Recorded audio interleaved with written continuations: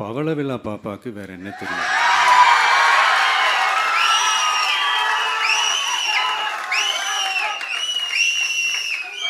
பழைய டப்பாவை உருட்டதானே தெரியும். அதுக்காக நாம் அவங்க பண்ணுற தப்பெல்லாம் சொல்லாமல் வெளியே சொல்லாமல் இருக்க முடியுமா? சொல்லுவோம், சொல்லிக்கிட்டே இருப்போம். நம்மளை தவிர யார் அவங்கள ஏற்று நின்று கேள்வி கேட்கறது? யாருக்கு அந்த தில் இருக்குது?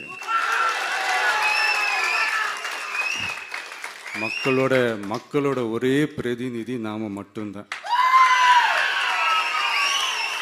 ஸோ இப்படி இருக்கிற இந்த நிலைமையில் இன்னைக்கு இந்த டிஜிட்டல் உலகத்தில் திருவள்ளுவர் இருந்திருந்தாருன்னா இந்த தீய சக்தியை பற்றி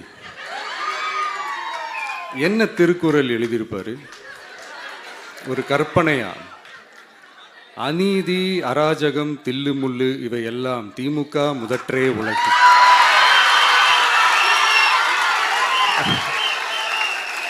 ஒரு கற்பனையா?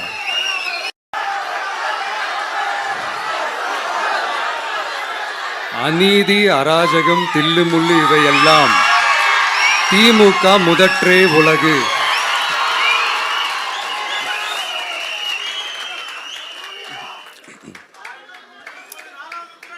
அடுத்து இந்த என்னப்பா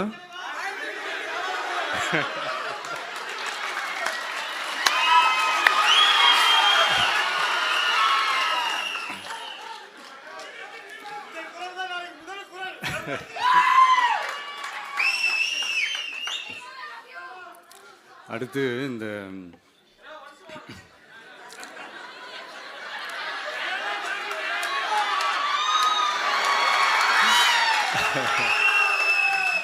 சொல்லிட்டேன், 2 வாட்டி சொல்லிட்டேன். அநீதி, அராஜகம், தில்லுமுள்ளு இவையெல்லாம் திமுக முதற்றே உலகு.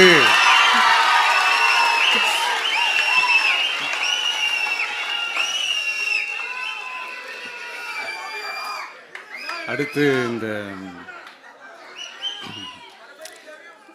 இந்த மும்முனை போட்டி, 4 முனை போட்டி அப்படிலாம் சொல்கிறாங்களே, சரி, அவங்கள பொறுத்த வரைக்கும் அப்படியே இருக்கட்டும். அதில் மாபெரும் மக்கள் சக்தியாக நம்ம அணி ஒரு பக்கம், அடுத்து திமுக தலைமையில் மற்ற கூட்டணி கட்சிகள் ஒரு பக்கம், அடுத்து பாஜக தலைமையில் மற்றும் பலர்.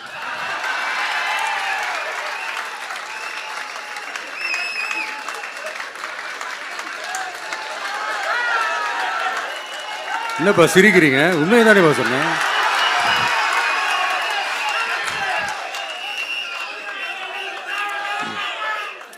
ஸோ இப்படி எத்தனை சக்திகள், எத்தனை பேர் வந்தாலும் திமுகவை வீழ்த்துறதுக்கு மாபெரும் மக்கள் சக்தியான நம்மளால் மட்டும்தான் முடியும்.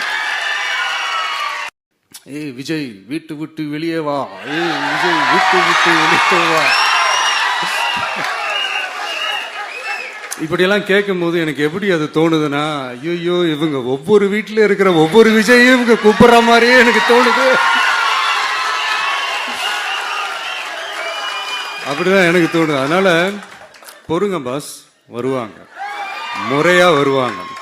ஓட்டு போடுற அன்னைக்கு ஓட்டர் ஐடியை கையில் எடுத்துக்கிட்டு ஒவ்வொரு வீட்டில் இருக்கிற ஒவ்வொரு விஜயும்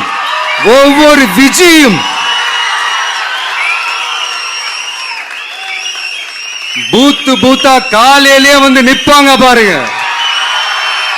அன்னைக்கு தெரியும் பாருங்க, ஏண்டா இந்த விஜய கூப்பிட்டோம்னு.